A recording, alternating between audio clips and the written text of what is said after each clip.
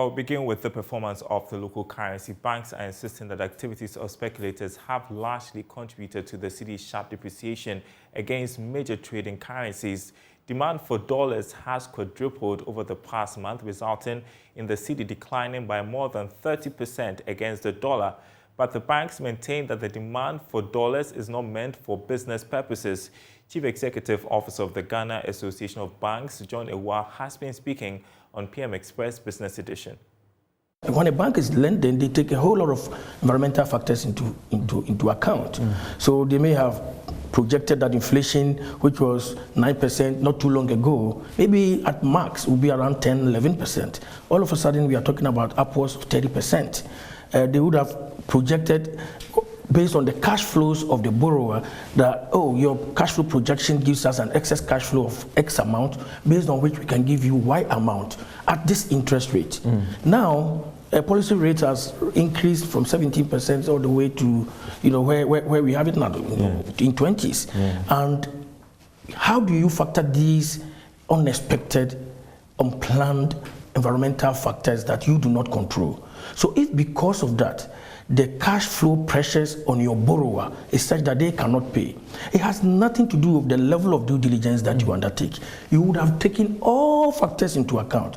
But the kind of situation we are, who would have predicted that the currency, which was depreciating at 3%, 4%, all of a sudden will shoot to 30%? Nobody. I'm not sure there is any. All your models, I know the banks, you have a lot of modeling and extrapolations and all those things that you do. Very sophisticated modelers, talking about the rating agency, they did not foresee this coming, that the cedi will go at this time, over 30% of depreciation. That the Ghana reference rate, which was around 13.5% not so long ago, will go all the way to almost 24%. Nobody can predict this. We couldn't have predicted it. So no matter the level of due diligence, which banks, because of all the issues that we've gone through, have really taken the trouble to ensure that the facilities they put on their books are strong, and these facilities are self-liquidating, can take care of their repayment. If these environmental factors cause a stress in a borrower's cash flow, your due diligence will not solve the problem. If impairment is coming, you have to prepare for it. Well, meantime, the $750 million Afrexim bank loan has finally hit Bank of Ghana's accounts. The transfer was made yesterday. Government is primarily looking forward to using this money to finance some infrastructure projects. However, the Bank of Ghana will take the dollars and give the cedi equivalent to government. This will go a long way to boost the central bank's reserves, a move that could help slow down the cedi's rate of depreciation against the dollar.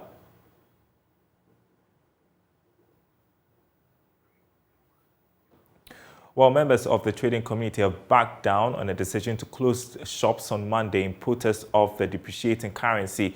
They met with the Council of State Thursday afternoon, where they were assured of swift solutions. President of the Ghana Union of Traders Association, Guta Joseph Obeng, however, says traders are giving government 1 month to find solutions. There are so many things that they are doing that we do not know. But we were to embark on our demonstration. And trust you me, we are going to make a definite statement on Monday. And our members have told us that they didn't even want 1 day and that we should do it for 2 days.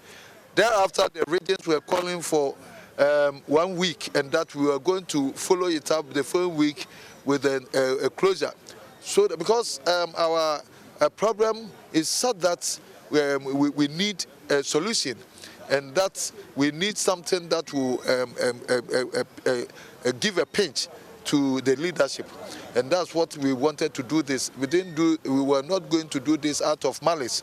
So when Council of State, out of its own wisdom, called us, we had earlier been called by the National Security, the Trade Ministry, and then also the Finance Ministry. And then we have had joint meetings and all that, and very interesting discussion were put on.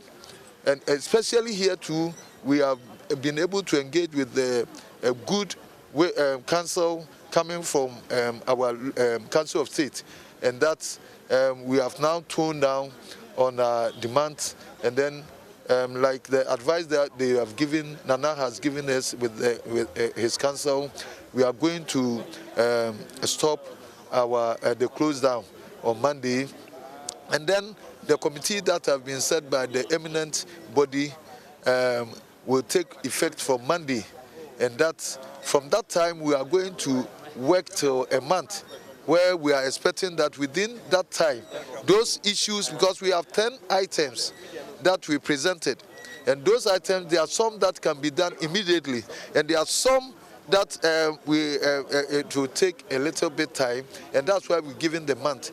And we trust in the leadership of the Council of State and then the council that they are giving us, and especially when they are dedicated to the cause. Because most of them have traveled and they are in recession, and they have to convey. Because of us, how can't we listen? We have to listen to them. They are our leaders. We respect them. We couldn't have done anything, so we have to swallow. If you have ego, if it is pressure that is coming from our members, we know that our members are not going to be happy. But truth be said, that we have to listen to good counsel coming from no other place than the Council of State. So indeed, we have put a stop to this intended action on Monday, and then we are waiting, of course, with the program outline laid before us. Within a month, we have gotten a lot of results, and especially with kind of information, the insight of what is going to put to bear in terms of injection of funds and all that. It gives us hope that things are going to be done in the very immediate future, and that gives us a lot of hope. And so we are expecting that within a few days we are going to see actions done, and we trust in the leadership of Nana.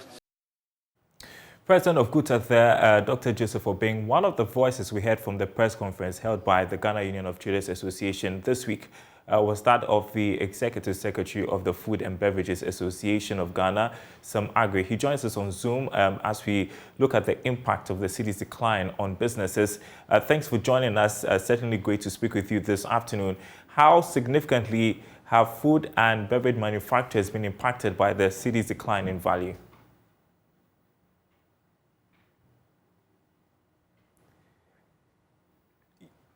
All right, we can't hear you, Mr. Agri. You may have to unmute.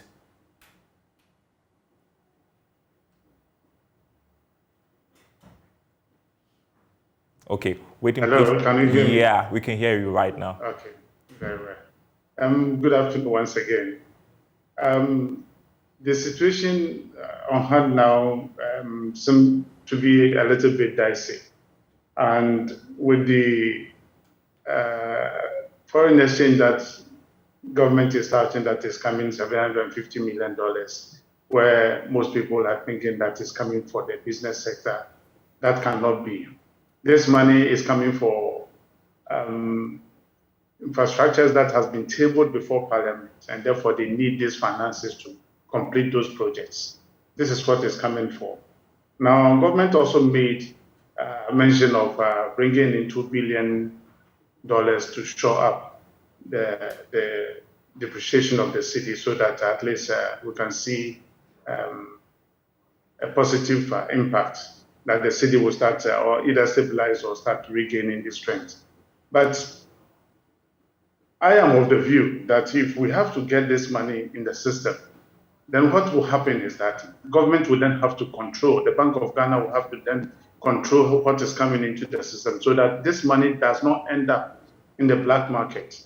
Because if you look at the trend of imports for the past 3 months, you can really look at your statistics and tell that import has really slowed down, not because of we are not getting dollars to buy what we have to buy. Others, if they really want to import, they also have financiers that they can easily take money from them to be able to at least do whatever import that they want to do. But unfortunately, if you are paying back, that is where you would then have to pay so much cedis in getting the dollars to pay back wherever you took that money from. And if it happens like that, I'm sorry, we cannot break even if it comes to making profits and all that. So the Bank of Ghana will really have to control the way the cedi itself is going to be spent, whether it's going to be used for imports and other things. Most especially, if you look at our manufacturing sector, most of these factories will have to import their raw material to feed into their facilities. When we are not getting the cedis, the dollars to augment that, then it becomes very difficult. So if we are getting this money into the system, then of course we then have to look at the local manufacturers who have set up factories to ensure that the flow of raw materials does not become a problem for them. So these are the areas that government will really have to look at. Then if you look at the trading sector itself, what we are looking at is government to at least, for now, give us some remedy if it comes to taxation. Because we are paying so much taxes, and if you look at it as the cedi is also going up in line with this taxation, you ask yourself whether you are going to really make money, or you even to raise up the salaries that you give to your employers and all that. So most of these businesses are considering shutting down or cutting down some of their expenditures, and then also relieving some of the staff to go on a standby for some time, that we're able to regain the strength to employ them back. And this is not what we want the system to look like. We really want the system to be flawless, and businesses should go on for employment also to come in. But unfortunately, what we are seeing in the past 3 weeks, if it continues, then certain measures will then have to be taken by industry. Because if we have to go up in pricing, then we have to look at it again, which will not be palatable to do. Very soon, we're going to publish exactly how much taxation that we are paying and how much is coming in for imports that we have to pay. Because all over the places, and how much we are paying for imports alone is so huge. If you look at the West African zone, Ghana is the only country that is paying duty above 50%. If you put all together, we can't stand it. So, in fact, government would then have to sit down and look at some of the situations as they were. Otherwise, I'm sorry, most of these businesses would then have to close down and wait until such a time that businesses can really roll back and get into production. We don't want to get into that situation. Now, if you look at government's own borrowing, this is a time that most of this borrowing and then the inflows of the bills that were bought, interests are being paid during this time, and therefore government itself need the dollar so much that businesses cannot contend or compete with government. So we are all going into the same area of borrowing or harnessing this the little dollars that we have to pay back whatever government is intending to pay this foreign borrowing and all that. So if government does not take care and still want to borrow, these are things that we are going to face. Okay. And therefore, perhaps maybe what we can do is to either we go to the World Bank and the IMF or our creditors to tell them to suspend if for a year, so that at least we can spend the little dollar we have within our sector. Otherwise, we'll get the dollars, and still government will then have to send it back to these creditors, which will not be the best to do. All right. You have lowered expectations, as many critics have, of the coming in of the Afrexim bank loan and some other monies you're expecting, for instance, from the Cocoa syndicated loan. And so I want to ask you also about this resolution reached at the meeting with the Council of State yesterday. You heard the Guta president talk about it. They are giving the government 1 month to fix the issues. And he talks about a committee to look into the issues, find solutions. Do you guys have 1 month to spare if the current challenges don't see any quick fixes in this 1 month? You see, when government makes pronouncements, it really goes a long way to at least remedy certain situations that you would expect would have been the worst. And therefore, if government has any solution, they must quickly come out to announce that we are doing A, B, C, D to try and remedy the situation. But when you tell us that there is a solution, or you know what is happening, and you are not announcing any specific measures to bring down what is happening, then of course we'll still go down that trend in ensuring that our businesses are protected in that way. But for Council of State to come out to say that they are going to meet us and ensure that certain things are done, we only hope that government will listen, whatever the outcome may be. Because when we take taxes, and we expect that when there's a problem coming, or if there's a problem that has developed, it's these same taxes that will go to remedy some of these situations. And therefore, we are paying to government, we expect that in times like this, certain measures will be taken to at least try to cushion the situation for a while. But if nothing is done, and you still go back and demanding more taxes or more money through other avenues that importers or traders should pay, then it becomes a little bit of a problem, because you ask yourself, why am I paying the taxes and what am I getting in return? Okay. We don't want to see the roads and the hospital being built because we are borrowing to do that. But then the real money that we are paying, the internal revenues that workers are paying, if situations like this happen, what do government do to remedy the situation? We need to get certain announcements made for them to know that at least these things are being done, and therefore we expect something positive to come out from government. Otherwise, the confidence will be lost. We are running out of time on this one, and so just 1 minute. We know that the trigger for the city's decline, or part of it, has been the high level of imports, and we import a lot of food and beverage, and usually the argument is that we don't have enough capacity locally to meet demand. And so while we look at short-term fixes, we have to look at long-term fixes as well. Do you buy into that argument that we do not have enough to meet local demand?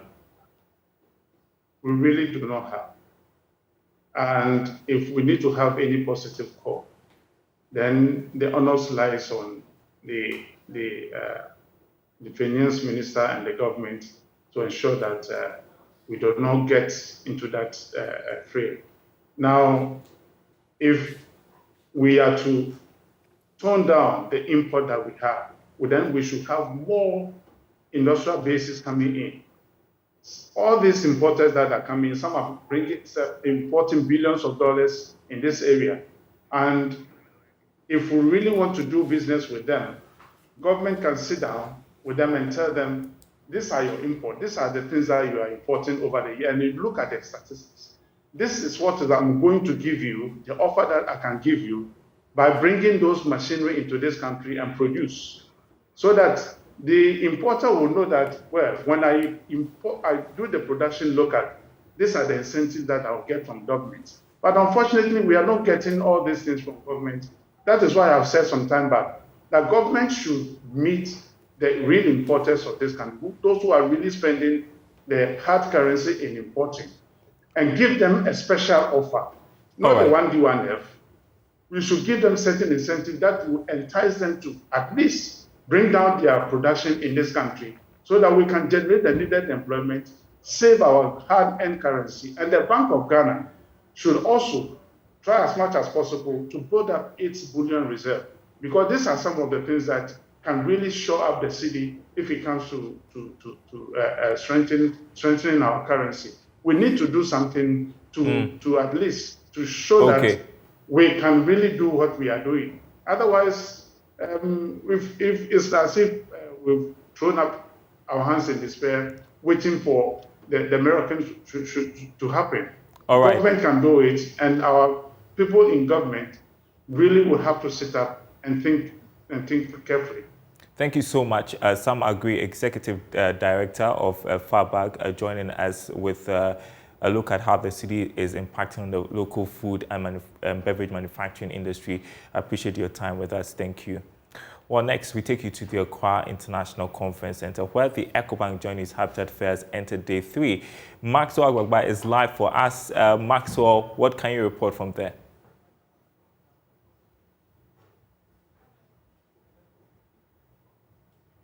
Live from the Accra International Conference Center, the foyer of the Accra International Conference Center. Tell you what now, so on Wednesday and Thursday when I came here, I had a lot of 5% discount, 10% discount. Today I've been going around interacting with more of our exhibitors. You know, we have 100 stalls here. I've been speaking to some of our other exhibitors, and I was shocked. I was gobsmacked to actually hear that some exhibitors here are given as much as 20% discount here at the Accra International Conference Center. Well, for one of the real estate companies that I visited, the exhibitor that told me that they want people to see the monetary value of the percentage that they are taking off. So they are saying that if you come to their property, they are saying if you come to them to buy a property, they are taking off between $5,000 to $10,000 off the amount that you're using to buy a home. That is what is happening here. Earlier also, I was at Sedat Drilling. You know, in this era of utility tariff adjustment, you really need to complement, you know, your water source, or let's say your electricity source.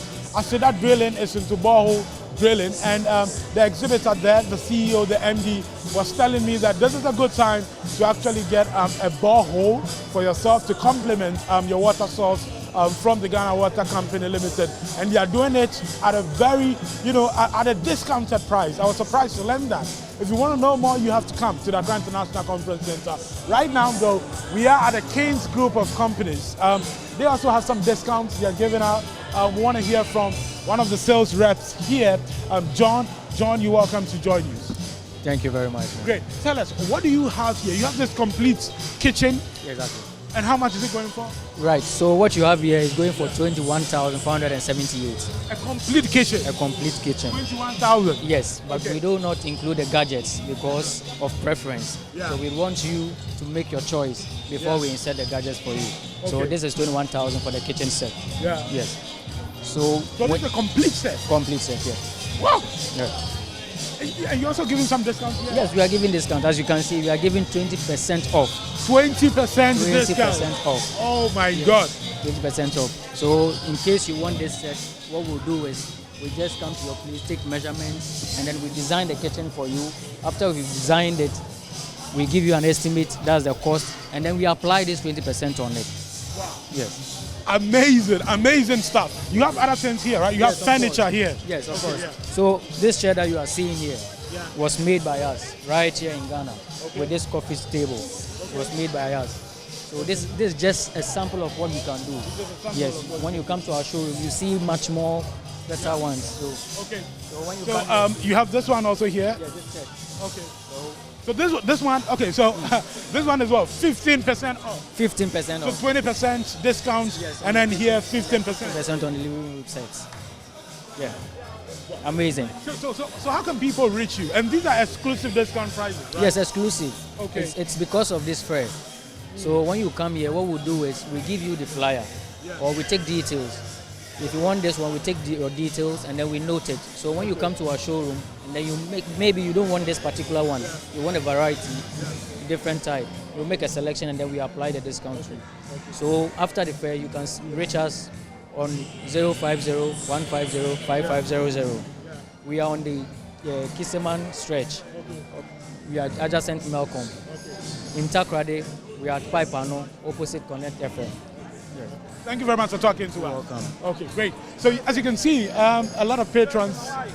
Oh, we're fine. You want to talk to us? How are you doing? I'm fine, thank you. What's your name? Yes, my name is Oscar.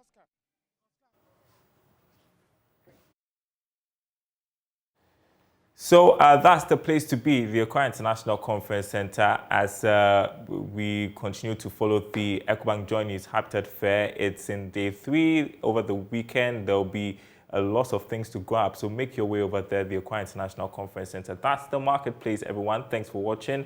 There is more news on our website, myjoyonline.com/business, including news that Ekwa Fezi is retiring as Managing Director of the Ghana Stock Exchange after 31 years of service. You can read more about that over there. That's the marketplace. Goodbye.